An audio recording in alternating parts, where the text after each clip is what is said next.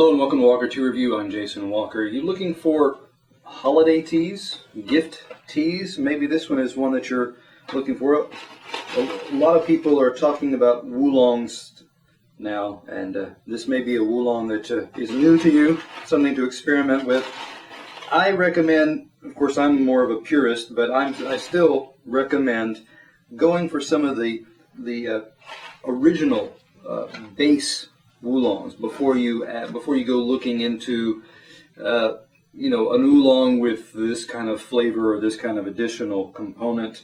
It's good to know what are the foundational characteristics that you're going to be that appeal to you, that are going to be good to build on. So what you've seen me do here is I've got my gaiwan.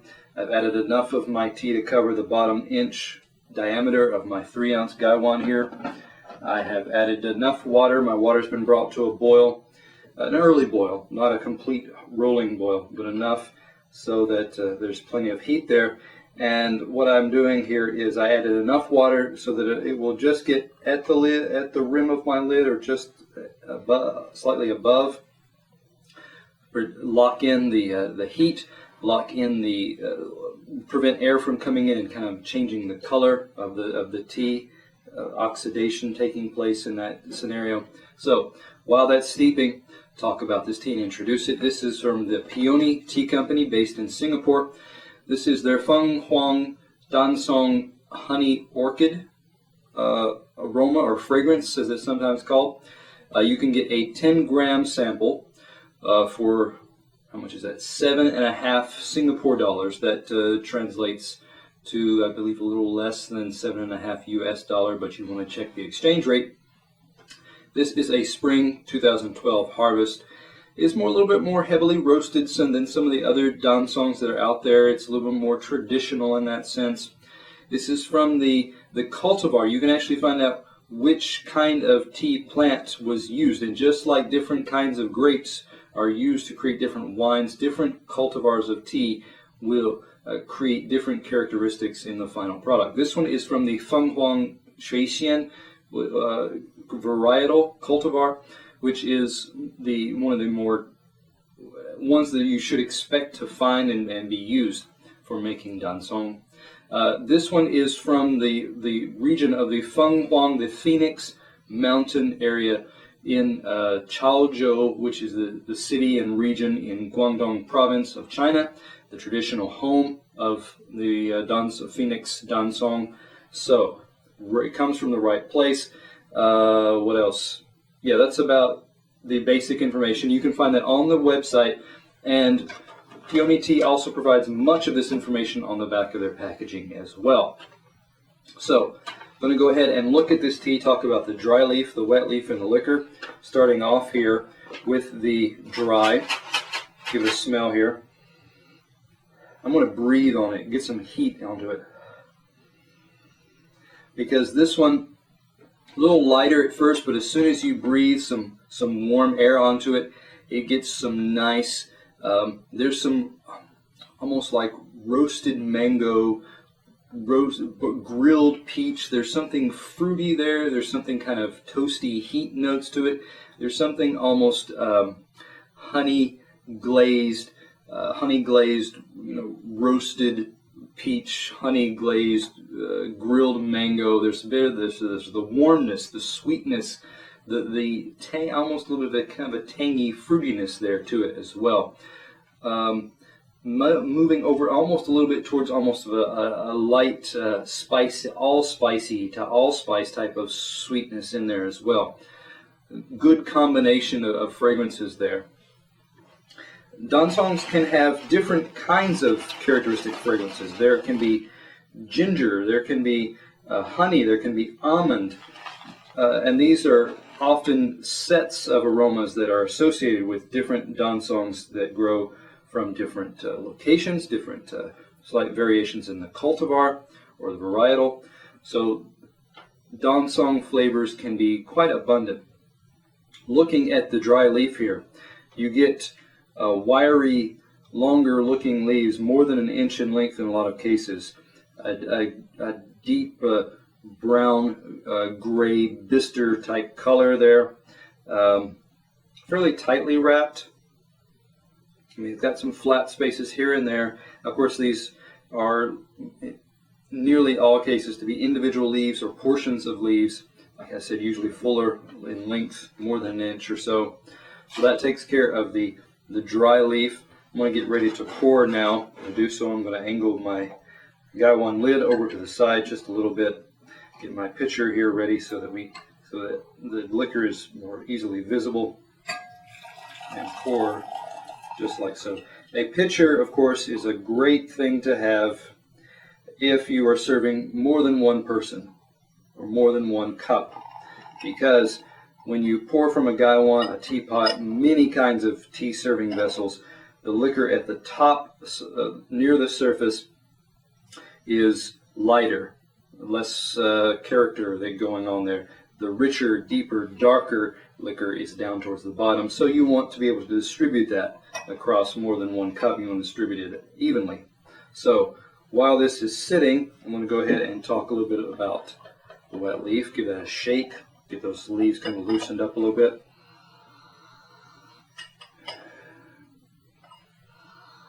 Nice sweet aromas coming off. A nice kind of zesty bite right at the end as I was finishing that inhale. It's just something almost not minty is not the right word, but that same kind of mentholating, zesty type action that mint can have. This one was more like a fruity zest that really just kind of popped in my mouth and in my sinus cavity. Again, still kind of a zesty fruit type of sweetness and I should say acidity there. Not off-putting, just mouth-watering. More of your rounded, roasty type notes attach or accumulate at the lid here. So lots of nuances there. I mean, you get some of the toasty, you get some of the fruit, you get some of that zesty, you get some of the subtle, mellow, a good range there. Pulling out a few of these leaves, they have, for the most part, loosened up enough that I could tease them open with my fingers. At least I thought this one would. Maybe I'll have to do this one gently and slowly, but what you'll see here, again, a leaf that is more than an inch in length. You can see a lot of oxidation taking place along the edge. You still see the jagged teeth type edge of the leaf, so that the brown is the rust type colors, the oxidation. Most of that is along the edge of the leaf there. The rest of the middle of the leaf, of course, is still more of a greenish olive drab type of color. Fairly delicate, fairly tender leaf, which is good. You don't want necessarily want a thicker, coarse leaf. This one is nice and gentle. It's not going to stay unfurled, but you can tell that it's tender. Let me pull out a few more of these leaves here. Another one that is still fairly tight, more tightly wrapped. That one would not be. That would be even more difficult to unwrap there. Another similar one, still got some tight crinkles to it, and because it's good that these have not fully unfurled. That indicates that, subsequent steepings, there will be more to release. If these unfurl too quickly, they often release their flavor and character in those earlier steeps and have nothing to show in the later steeps. A good tea like this one, you should be able to get several steeps, fairly consistent in strength and intensity. So while that's sitting there, I'm going to go ahead now and kind of give my liquor a swirl and take a look at that. Some of your dancongs move over towards almost a coppery orange-brown type of color. This one is closer towards a more brown, a yellow-brown honey type of color. So maybe a little bit lighter in that aspect. Still those grilled, toast roasted peach mango type of notes coming off here. Good color as you look down into the cup there as well. good brightness, not looking dull or murky. No accumulation of oil to the natural tea oils resting on the top yet.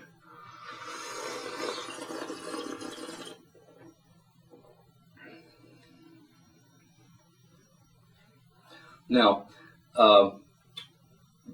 variations in dancong, you can get some that have that zesty, fruity aspect, and so when they get into the mouth, there is this, again, zesty, astringent, puckery pop that really hits your mouth, and it makes this mouth-watering, almost juicy type reaction in your mouth. This one, it has some of that that zesty, fruity, yet it also doesn't give us an intense puckery pop to it. It gives a mellow, smoother coating to the mouth that gives a gentle, honeyed type of sweetness there.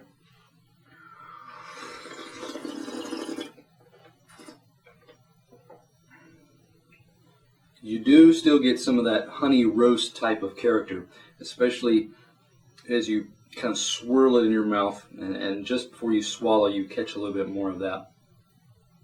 The aftertaste is fairly gentle. It gets a light sweetness to it, and again, it's kind of a light, a gentle, slightly watered down honey type of note there. I still get a little bit of a gentle and, I'd say, welcome astringency that just gives a kind of mouth-watering type of feel, as if I had just eaten fresh fruit, a juicy peach type of note. So it's not overly drying or harsh.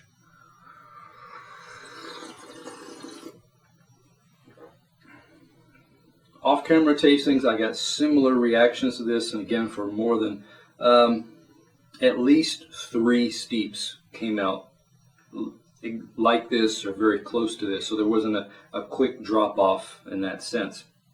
So when I look at this one again has got the kind of components that if you're looking for that zesty pop, which some people and even some traditional dancong drinkers in China, they want that kind of zesty pop. They're looking for a little bit more astringency to give that mouth-watery, puckery type experience. Other people want more of a smoother, gentler, more rounded, mellow type of component. So you get the zesty, but you also get that smoothness as well.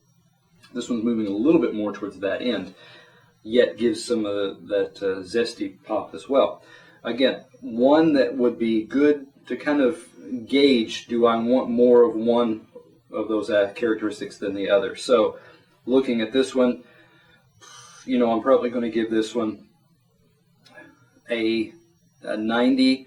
Nice components here, a good kind of tester to get your reaction to this. And again, testing or experiencing the original teas before, so that you know what to expect before you start throwing in and blending with other stuff. Blending is an indication that generally the tea itself was weaker and needed something else to help it. So come back to Walker Tea Review to find those strong teas that stand on their own.